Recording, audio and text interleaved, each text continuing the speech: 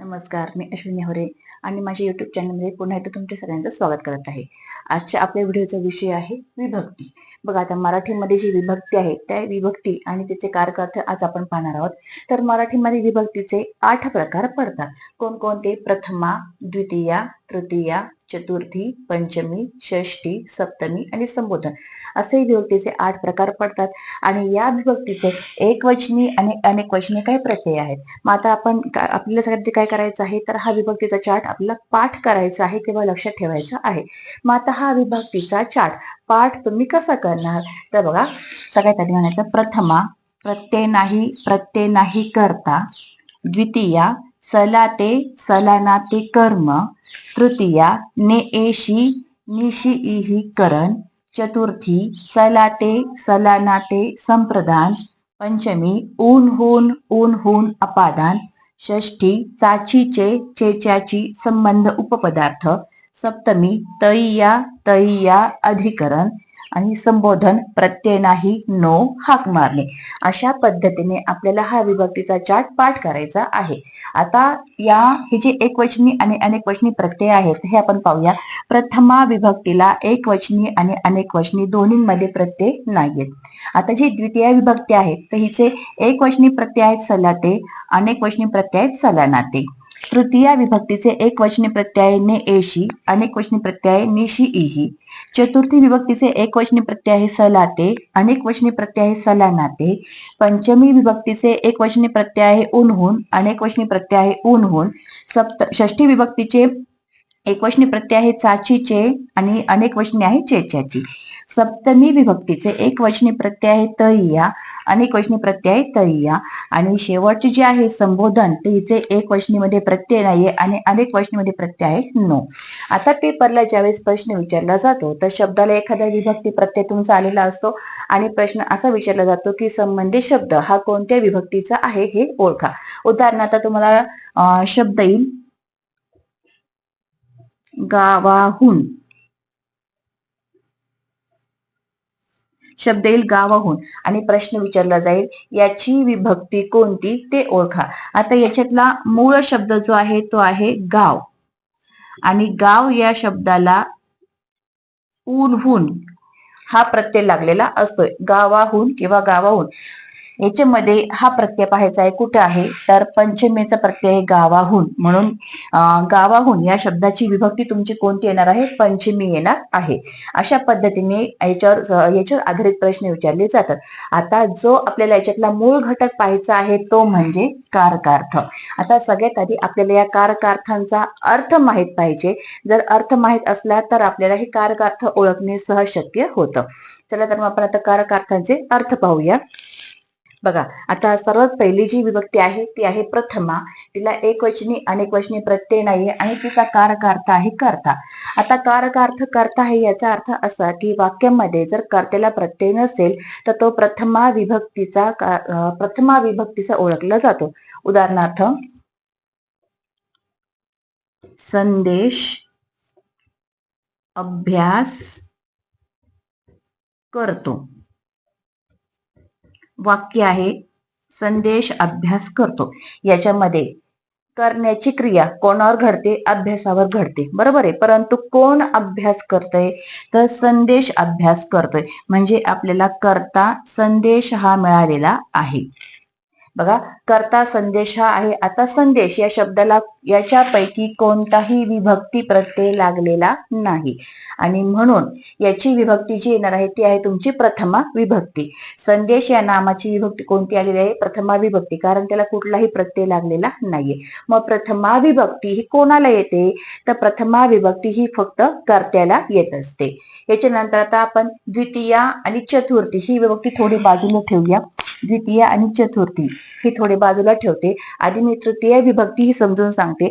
आता बघा, तृतीय विभक्तीचे प्रत्यय आहेत ने एशी निशी इही. आता हिचा जो कारकार्थ आहे तो आहे करण.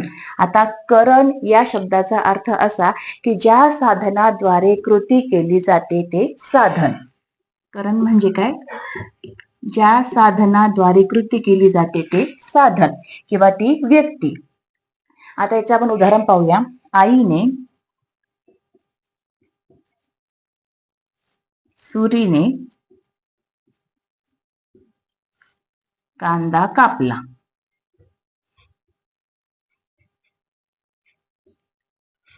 आईने सुरीने कांदा कापला. आता असं वाक्य दिल्यावर या वाक्यामध्ये सुरीने या शब्दाच्या खाली जर रेष असेल आणि तुम्हाला प्रश्न विचारला की सुरीने ही कोणती विभक्ती आहे किंवा सुरीने या शब्दाची विभक्ती कोणती आहे, तर आता आईने सुरीने कांदा कापलाय. कांदा कापण्याची क्रिया ही कोणत्या साधनाद्वारे झालेली आहे, तर ती सुरी या साधनाद्वारे झालेली आहे. म्हणून सुरीने याची विभक्ती झाली आहे तुमची तृतीया. मग करण या शब्दाचा अर्थ काय आहे, ज्या साधनाद्वारे कृती केली जाते किंवा क्रिया केली जाते ते साधन किंवा ती व्यक्ती. आता कदाचित असा सुद्धा प्रश्न विचारला जाईल, आईने या शब्दाच्या खाली रेष ओढली जाईल आणि मग तुम्हाला आईने या शब्दाचे काय करायचे आहे, विभक्ती ओळखायची, असा प्रश्न विचारला जाईल. सेम तेच आहे. क्रिया कोणी केलेली आहे, आईने केलेली आहे. आई ही व्यक्ती आहे, साधन, आणि इथं आपण व्यक्ती म्हणूया. साधन आणि व्यक्ती, ज्या साधनांद्वारे किंवा ज्या व्यक्तीद्वारे कृती केली जाते ते साधन किंवा ती व्यक्ती म्हणजे करण.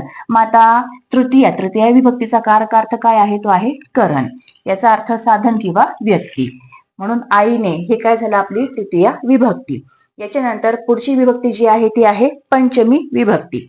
आता पंचमी विभक्तीचे प्रत्यय काय आहे बघा, ऊन हून आणि ऊन हून. सीमा गावाहून निघाली. वाक्य आहे सीमा गावाहून निघाली. आणि पंचमी विभक्तीचा जो कारक अर्थ आहे तो आहे अपादान.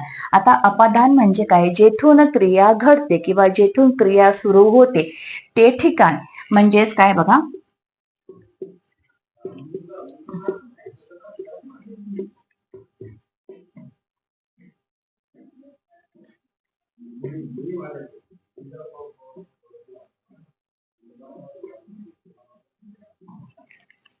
जेथून क्रिया सुरू होते, जेथून त्या व्यक्तीचा किंवा साधनाचा वियोग होतो म्हणजे पुढे जाण्यासाठी तो निघतो, तर ते ठिकाण त्याला म्हणायचं अपादान.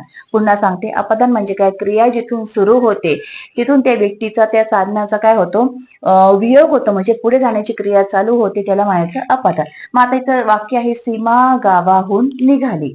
मग याच्यामध्ये गावाहून, सीमा ही कुठून निघालेली आहे, गावाहून निघालेली आहे. गावाहून इथून तिचा वियोग झालेला आहे, इथून ते निघालेली आहे. म्हणून गावाहून या शब्दाची विभक्ती तुमची येणार आहे पंचमी. त्याच्यानंतर पुढची जी विभक्ती आहे ती आहे षष्ठी. आता षष्ठीचे जे प्रत्यय आहे ते आहे चाचीचे आणि चेच्याची. आता षष्ठीचा कारक अर्थ काय आहे, संबंध. मुलांचा अभ्यास झाला. बघा वाक्य आहे मुलांचा अभ्यास झाला. आता इथं मुलांचा याचा संबंध दाखवलेला आहे, अभ्यास होण्याशी मुलांचा संबंध दाखवलेला आहे. म्हणून मुलांचा या शब्दाची जी विभक्ती आहे ती आहे षष्ठी. षष्ठीचे प्रत्यय आहे चाचीचे आणि चेच्याची आणि त्याचा कारक अर्थ जो आहे तो आहे संबंध, उपपदार्थ. त्याच्यानंतर पुढची जी विभक्ती आहे ती आहे सप्तमी. आता सप्तमीचे जे प्रत्यय आहेत ते आहेत तैया आणि त्याचा जो कारक अर्थ आहे तो आहे अधिकरण. आता अधिकरण म्हणजे काय, तर अधिकरण म्हणजे एखादं स्थळ, ठिकाण किंवा वेळ. स्थळ, ठिकाण, वेळ याला म्हणायचं अधिकरण. आता उदाहरणार्थ पहा, संध्याकाळी मी घरी आले. वाक्य आहे संध्याकाळी मी घरी आले. आता याच्यामध्ये घरी या शब्दाच्या खाली जर रेष असेल तर घर हे ठिकाण दाखवलेलं आहे, स्थळ दाखवलेलं आहे. म्हणून घरी या शब्दाची विभक्ती झाली तुमची सप्तमी. सप्तमीचा जो कारक अर्थ आहे तो आहे अधिकरण. अधिकरण म्हणजे काय, स्थळ, ठिकाण किंवा वेळ दाखवणे. आता संध्याकाळी मी घरी आले, घरी या शब्दाची विभक्ती तुमची काय झालेली आहे, सप्तमी. त्याच पद्धतीने घरी बघा, घर अधिक ई, त्याला ई प्रत्यय लागलेला आहे म्हणून घरी हा शब्द तयार झालेला आहे. आता घरी या शब्दाच्या ऐवजी जर संध्याकाळी या शब्दाच्या खाली रेष असेल, संध्याकाळी, तर आता इथं संध्याकाळ म्हणजे काय दाखवलेले आहे, वेळ दाखवलेली आहे. संध्याकाळ याला ई प्रत्यय लागलेला आहे. संध्याकाळ अधिक ई म्हणून सप्तमीचा प्रत्यय आहे तैया तैया, म्हणून संध्याकाळी हा शब्द सुद्धा आपला सप्तमी या विभक्तीमध्ये येतो. त्याच्यानंतर सगळ्यात शेवटची जी विभक्ती आहे ती आहे संबोधन. संबोधन या शब्दाचा अर्थ होतो हाक मारणे. आता संबोधन या विभक्तीचा एक वचनीमध्ये प्रत्यय नाहीये आणि अनेक वचनीमध्ये एकच प्रत्यय आहे, तो म्हणजे नो. मुलांनो घरी या. इथं काय केले आहे, मुलांना हाक मारलेली आहे. मुलांनो घरी या, मुलांनो अभ्यासाला बसा. म्हणजेच काय तर नो हा विभक्ती प्रत्यय आलेला आहे आणि ज्यावेळेस नो हा विभक्ती प्रत्यय येतो त्यावेळेस तो होतो संबोधन या विभक्तीचा. बघा आता आपण द्वितीय आणि चतुर्थी ही विभक्ती जरा वेळ बाजूला ठेवलेली आहे. का बाजूला ठेवलेली आहे तर द्वितीय आणि चतुर्थी ही जर विभक्ती आपण पाहिली तर याचे प्रत्यय सलाते सलानाते हे द्वितीयचे आणि चतुर्थीचे सलाते सलानाते दोन्हींचे सेम प्रत्यय आहे, सारखे प्रत्यय आहे. मग अशा वेळेस वाक्य हे द्वितीय विभक्तीचं आहे का चतुर्थी विभक्तीचं आहे हे कसं ओळखायचं हे आता आपण पाहणार आहोत. बघा आता आपण द्वितीय आणि चतुर्थी विभक्ती ओळखायची कशी हे पाहणार आहोत. आता पहा, द्वितीय विभक्ती जी आहे हिचे प्रत्यय आहे सलाते आणि अनेक वचनी आहे सला नाते. आणि जी चतुर्थी विभक्ती आहे इथे सुद्धा एक वचनी प्रत्यय आहे सलाते आणि अनेक वचनी प्रत्यय आहे सलानाते. आता आपल्याला याचा कारकार्थ पाहायचा आहे. द्वितीयेचा कारकार्थ आहे कर्म आणि चतुर्थीचा आहे संप्रदान. द्वितीयेचा कारकार्थ आहे कर्म, चतुर्थीचा आहे संप्रदान. म्हणजेच काय तर द्वितीयेचे प्रत्यय हे फक्त कर्माला लागतात आणि चतुर्थी याचा कारकार्थ जो आहे तो आहे संप्रदान. संप्रदान याचा अर्थ दान करणे. संप्रदान या शब्दाचा अर्थ काय होतो, दान करणे. जिथं दान करण्याची क्रिया केली जाते किंवा जिथं दान करण्याची क्रिया घडते त्याला म्हणायचं संप्रदान. आता आपण उदाहरणार्थ पाहूया.